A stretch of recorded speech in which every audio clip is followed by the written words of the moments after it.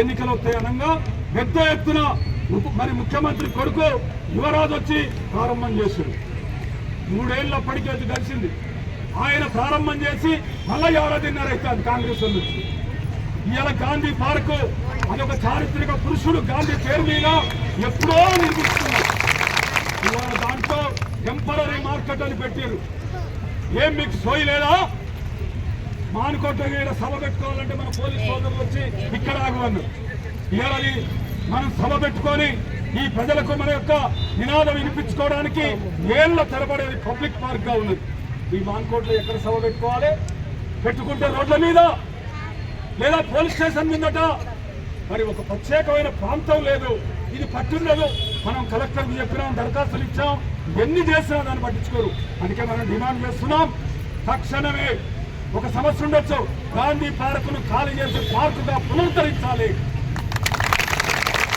మార్కెట్ను తక్షణమే అక్కడ షిఫ్ట్ చేయాలి. ఎందుకు షిఫ్ట్ చేయట్లేదు మార్కెట్ సోదరులు అంటున్నారు. ఇంకా సౌకర్యాలు లేవని. సౌకర్యాలు ఆ ప్రభుత్వం చేయాలి, ఈ ప్రభుత్వం చేయాలి, వీళ్ళను మార్చాలి.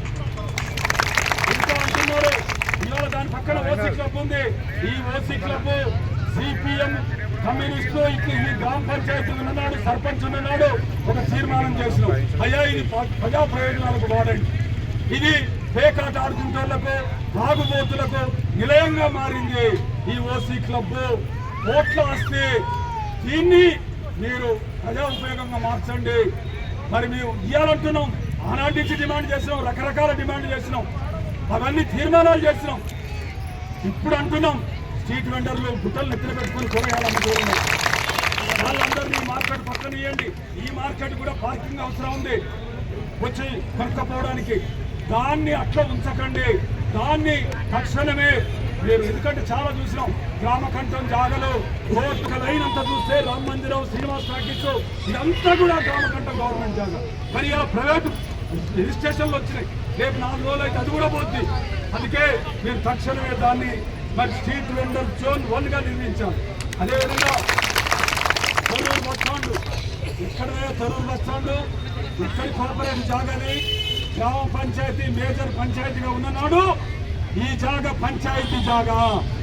ఆనాడు జిల్లా కోఆపరేటివ్ బ్యాంకుకు, ఇక్కడ స్థానిక కోఆపరేటివ్ బ్యాంకుకు స్థలం కావాలంటే గ్రామ పంచాయతీ ఇచ్చింది.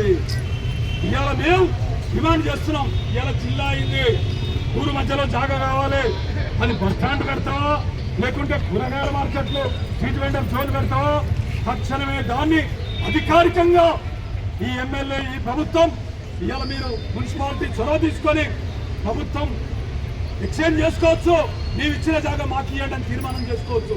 ముఖ్యమంత్రితో చెప్పి ఇలా జాగాను తీసుకొని మున్సిపాలిటీ పరిధిలో ఉపయోగంలో తేవాలి. ఇది మేము డిమాండ్ చేశాం, దీన్ని పట్టించుకోండి.